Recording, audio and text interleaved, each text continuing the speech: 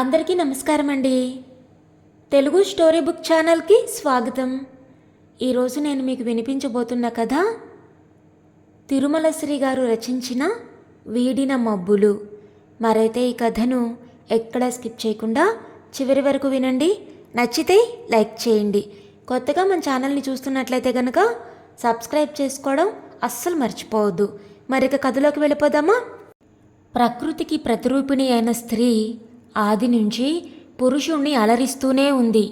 అతని ప్రగతికి పతనానికి కూడా కారణభూత అవుతోంది.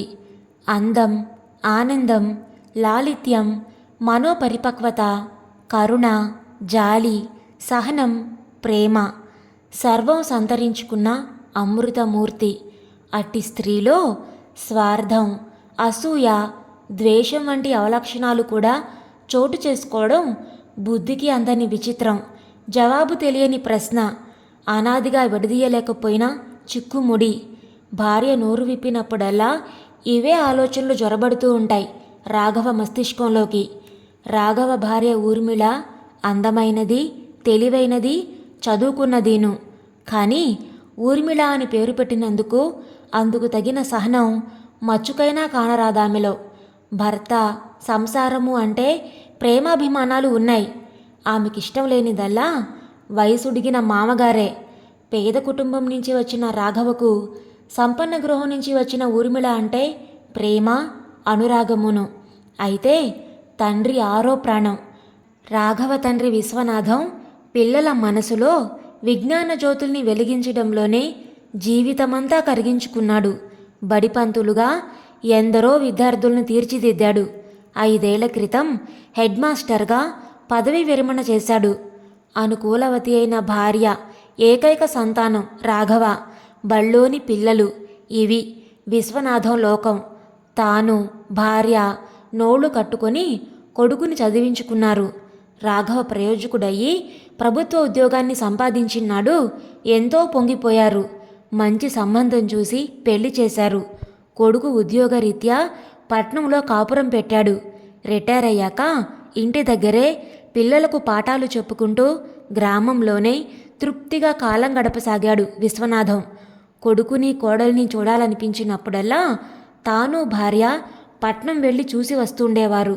వీలైనప్పుడల్లా కొడుకు కూడా వచ్చి తల్లిదండ్రుల యోగక్షేమాలను తెలుసుకుంటూ ఉండేవాడు. ఎప్పుడో గాని కోడలు రాకపోవడం ఆ ముసలి దంపతుల మనసుల్లో ఓ వెలితిగా కిలికేది. భార్య పుణ్యస్త్రీగా పుణ్యలోకాలకు తరలిపోవడంతో ఒంటరి చెట్టులా మిగిలిపోయాడు విశ్వనాథం. భార్యా వియోగం అతడిలో పెద్ద మార్పే తెచ్చింది. ఆలి జ్ఞాపకాలు, ఆకలి నిద్రలను తరిమి కొట్టడం వల్ల మనిషి బాగా నీరసించిపోయాడు. ఆరోగ్యం దెబ్బతింది. కొడుకు బలవంతంతో ఉన్న ఊరు వదిలిపెట్టక తప్పలేదు. తల్లిదండ్రులంటే పంచ ప్రాణాలును రాఘవకు. తల్లిని కోల్పోయాక తండ్రిలోనే ఆమెను చూసుకుంటున్నాడు. భార్యకు ఇష్టం లేకపోయినా తండ్రిని తీసుకొచ్చి తనతోనే ఉంచుకున్నాడు. క్రానిక్ బ్రాంకైటిస్తో బాధపడుతూ విశ్వనాథం ఊపిరాడక ఉక్కిరిబిక్కిరవుతూ ఉంటే అర్ధరాత్రైనా లేచి సేవలు చేసేవాడు రాఘవ. అర్ధరాత్రి, అపరాత్రి అని లేకుండా తరచూ భర్త పక్కలో నుంచి లేచి వెళ్ళడం ఒళ్ళు మండించేది ఊర్మిళకు. భర్తతో గొడవ పడేది. ముసలాయిని ఇంటి నుంచి పంపేయమని చెవిలో జోరీగలా పోరేది. రాఘవ అందుకు ఒప్పుకోకపోవడంతో ఇల్లు నరకమయ్యేది. మనశ్శాంతి కరువయ్యేది. రాఘవకు 3 ఏళ్ల కూతురుంది. మనవరాలంటే విశ్వనాథానికి ఎంతో ప్రేమ. ఆ పసిదానికి కూడా తాతయ్యతో ఆడుకోవాలనుండేది. ఊర్మిళ కూతుర్ని మామగారి దగ్గరకు చేరనిచ్చేది కాదు. తాత కోసం మారాన్ చేసే పిల్లను దండించేది. రాఘవ సున్నిత మనస్కుడు. గొడవలంటే ఇష్టం ఉండదు. ఊర్మిళ తన అర్ధాంగి. తల్లి తర్వాత తన జీవితంలో ప్రవేశించిన మొట్టమొదటి స్త్రీ. ధర్మేచ, అర్ధేచ, కామేచ తాను తాళి కట్టిన మగువ. తనకు సుఖాన్ని అందించే పడతి. తన వంశాన్ని వృద్ధి చేయవలసిన అతివ. చివరి వరకు తనతో జీవితం పంచుకోవలసిన సహచరిణి. ఆమెకు తానంటే ప్రేమ ఉంది, అనురాగము ఉంది. కానీ వాటన్నింటినీ గ్రహణానికి గురిచేస్తున్న అహంకారం, స్వార్థం, ద్వేషం అతని మనశ్శాంతిని దోచుకుంటున్నాయి. నెమ్మది లేకుండా చేస్తున్నాయి. శీతాకాలం రావడంతో విశ్వనాథం పరిస్థితి ఏమీ బాగలేదు. ఎడతెరిపి లేకుండా నిలవేసే దగ్గుతో ఎక్కడ ఊపిరి ఆగిపోతుందో అన్నట్టు ఉక్కిరి బిక్కిరి చేసే కఫంతో గిలగిల్లాడిపోతున్నాడు. పడుకోలేడు, కూర్చోలేడు. దగ్గలేక, దగ్గే ఓపిక లేక లేచి కూర్చొని తల చేతో పట్టుకొని తెల్లవార్లు అవస్థపడుతూ ఉంటాడు. పల్లెలో ఆ ముసలాయిని చూసే దిక్కులేదు.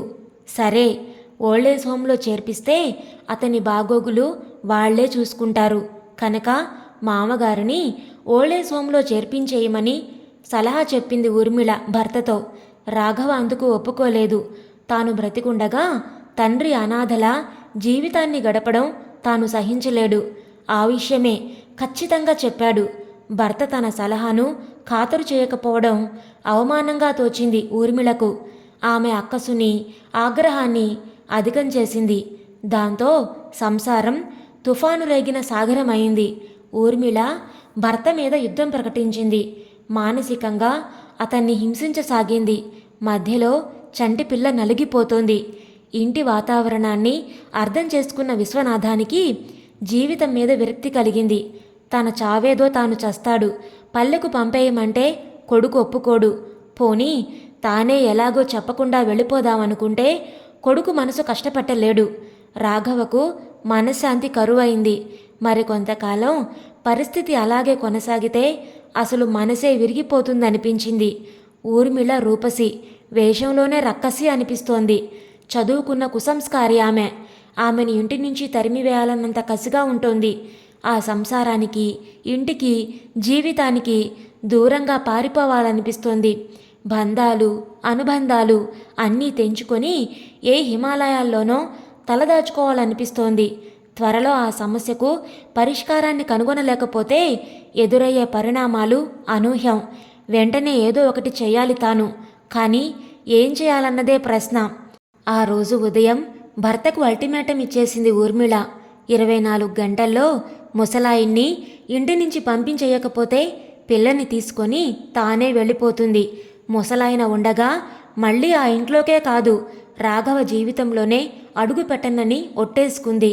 రాఘవ హతాశుడయ్యాడు. భార్యకు నచ్చజెప్పే స్థాయి దాటిపోయింది. కర్తవ్యత మూఢుడై రోజంతా పిచ్చివాడిలా ఎక్కడెక్కడో తిరగసాగాడు. తల నెరసిన తండ్రికి కొడుకు అసహాయ స్థితి అర్థమైంది. ఆందోళన కలిగించింది. అతని మనసులో తీవ్ర సంక్షోభం చెలరేగింది. చివరికి ఏదో నిశ్చయానికి వచ్చిన వాడిలా కాగితం కలం తీసుకున్నాడు విశ్వనాథం. రాస్తుంటే చేతులు వణికాయి. బలహీనతతో కాదు, జీవితమంతా విద్యార్థులకు ధైర్యం నూరిపోసిన తాను జీవితపు చరమాంకంలో పిరికిమందు తాగుతున్నందుకు. ఉత్తరం ముగించి సంతకం పెట్టాడు. నిద్రమాత్రల సీసా అందుకున్నాడు. అదే క్షణంలో బయట నుంచి కెవ్వుమన్న మనవరాలి ఆర్తనాదం వినిపించింది. వెనువెంటనే కోడలి అరుపులు, కంగారుగా పరిగెడుతున్న ఆమె పాదాల చప్పుడును. విశ్వనాథం చేతిలోని సీసా జారిపోయింది. మనవరాలికి ఏదో జరిగిందన్న కంగారుతో లేచి గబగబా బయటికెళ్ళాడు. పాప టెర్రస్ మీద ఆడుకుంటూ కింద పడిపోయింది. నుదుటికి పెద్ద గాయమైంది. రక్తం ధారలు కట్టింది. పిల్ల భయంతో తెలివి తప్పిపోయింది. ఊర్మిళ ఏడుస్తూ కూతుర్ని ఒళ్ళోకి తీసుకుంది. ఆ దృశ్యం విశ్వనాథం గుండెల్ని గుబేలుమనిపించింది. తక్షణమే ఆటో పిలిపించి పాపని తీసుకుని హాస్పిటల్కి బయలుదేరాడు. కూడా వస్తానన్న కోడల్ని వారించి పక్కింటి కుర్రాన్ని సాయం తీసుకుని వెళ్ళాడు, లేని ఓపికను ఎరువు తెచ్చుకుంటూ. ఊర్మిళకు భయంగా ఉంది. పిల్లకి ఎలా ఉందోనని. కూడా వెళదామంటే ఆ ముసలాయన పడనివ్వలేదు. పిల్లను ఆ స్థితిలో చూసి తట్టుకోలేదని కాబోలు. కానీ పిల్ల తిరిగొచ్చేంత వరకు టెన్షన్గానే ఉంటుంది. సమయానికి భర్త కూడా దగ్గర లేడు. పొద్దుటనగా వెళ్ళినవాడు పొద్దుగూకుతున్నా అయిపులేడు. ఆ రోజు ఆదివారం, ఆఫీస్కి సెలవు. ఎక్కడ ఏం రాజకార్యాలు వెలకబెడుతున్నాడో. భర్త మీద కోపం ముంచుకొచ్చింది ఆమెకు. కాలుగాలిన పిల్లిలా ఇల్లంతా తిరగసాగింది. అదుగో అప్పుడే పడింది ఆమె దృష్టి మామగారి గదిలో నేల మీద పడున్న కాగితం మీద. ఏమిటో అని తీసి చూస్తే విశ్వనాథం కొడుక్కి రాసిన ఉత్తరం. కుతూహలం ఆమె చేత చదివించింది. నాన్న రాఘవ, అతను కొడుకును ప్రేమతో పిలుచుకునే పిలుపది. నీ అసహాయ స్థితి, మనోక్షోభ నాకర్థమయ్యాయిరా. నీకు నేను కావాలి, నీ భార్యాబిడ్డలు కావాలి.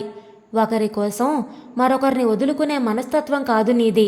అందుకే మానసికంగా నలిగిపోతున్నావని ఎరుగుదును. నాన్నా, ఏదో క్షణంలో రాలిపోనున్న పండుటాకు నేను. ఎదుట బోలెడు జీవితం ఉంది మీకు. నీ భార్యను కాదని నీ బ్రతుకును శూన్యం చేసుకోకు. ఊర్మిళ చెడ్డది కాదు. తనదైన కుటుంబంతో జీవితం అనుభవించవలసిన వయసుడిగిన ఓ జబ్బు మనిషికి చాకిరీ చేయలేక విసుక్కోవడంలో సబబుంది, అర్థం ఉంది.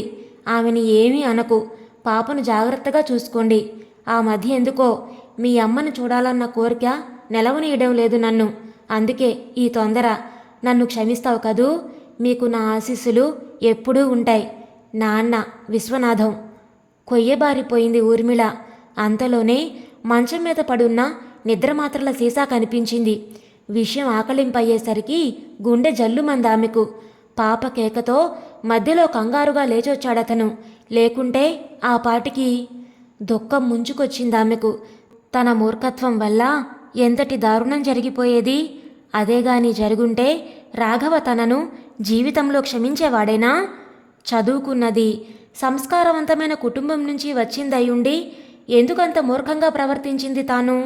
స్నేహితురాలెవరో వేసిన విషబీజం మూలంగా మామగారి పడ గిట్టకుండా ప్రవర్తించింది. స్వార్థం తన సంస్కారానికి ముసుగు వేసిన మాట సత్యమే. కానీ మామగారి చావును ఎప్పుడూ కోరుకోలేదు తాను. అసలు పెద్ద దిక్కంటూ ఉండబట్టే కదా పాపకు అంత పెద్ద ప్రమాదం సంభవిస్తే తనకు ధైర్యం చెప్పి ఓపిక ఉడిగినా చటుక్కున్న చంటిదాన్ని హాస్పిటల్కి తీసుకెళ్లాడు. సమయానికి మామగారే లేకుంటే తానొక్కతి ఏం చేయగలిగేది?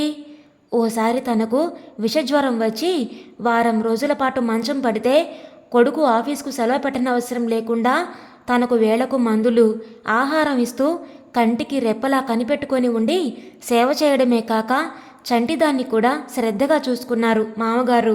అతని మూలంగానే తాను త్వరగా కోలుకోగలిగిందని డాక్టర్ కూడా అన్నాడు. కానీ తన కళ్ళకు పొరలు కమ్మడంతో అదంతా కొడుకును మంచి చేసుకోవడానికి అతను చేసిన నటన అని తాననుకుంది. తండ్రి లాంటి మామగారిని శోభ పెట్టడానికి తనకు మనసెలా వచ్చింది? తన వివేకం ఏమైంది?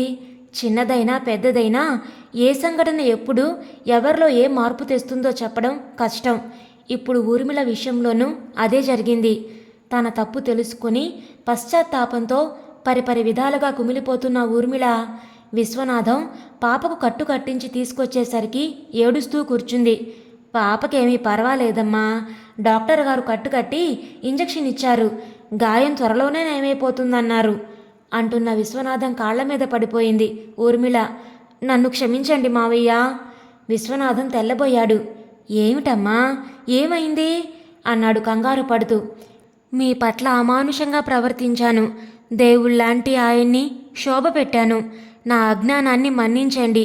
మీరు క్షమించానంటేనే తప్ప నాకు నిష్కృతి లేదు అంది ఊర్మిళ లేవకుండా. విశ్వనాథానికి విషయం అర్థమయ్యి అవనట్లుంది. కోడల్ని లేవదీసి ఆప్యాయంగా తలనిమిరాడు. లోకంలో తప్పు చేయని వారుండరమ్మా, కానీ తమ తప్పు తెలుసుకొని దాన్ని సరిదిద్దుకునేవారు ఉన్నతులు అన్నాడు. మామగారి హృదయానికి హత్తుకుపోయిందామె. తన కన్నీటితో అతని వక్షం తడిపేస్తూ ఆ క్షణాలు అతనిలో కన్నతండ్రే కనిపించాడామెకు. అప్పుడే ఇంట్లో అడుగుపెట్టిన రాఘవ ఆ అపురూపమైన దృశ్యం చూసి అయోమయానికి గురైనా అంతలోనే ఆనందం తన్నుకొచ్చింది. అంతవరకు దిగులుతో గుబులుగా ఉన్న గుండె తేలికపడినట్లయింది. అతని కన్నుల నుండి ఆనంద బాష్పాలు పూల జల్లులా జలజలారాలాయి. ఇదండి ఈరోజు కథ. ఈ కథను గురించిన మీ విలువైన అభిప్రాయాలను కామెంట్స్లో తప్పకుండా తెలియచేయండి. ఇంత మంచి కథను మనకు అందించిన తిరుమల శ్రీ గారికి మనందరి తరపు నుంచి ధన్యవాదాలు తెలియచేసుకుంటున్నానండి. మరి కథ మీకు నచ్చిందా? నచ్చితే లైక్ చేయండి, షేర్ చేయండి. అలాగే కొత్తగా మన ఛానల్ని చూస్తున్నట్లయితే కనుక సబ్స్క్రైబ్ చేసుకోవడం ద్వారా ఇలాంటి మరెన్నో మంచి మంచి కథలను మన ఛానల్ ద్వారా వినవచ్చు. మళ్ళీ రేపు మరొక మంచి కథతో మీ ముందుకు వస్తాను. అంతవరకు ఉంటానండి.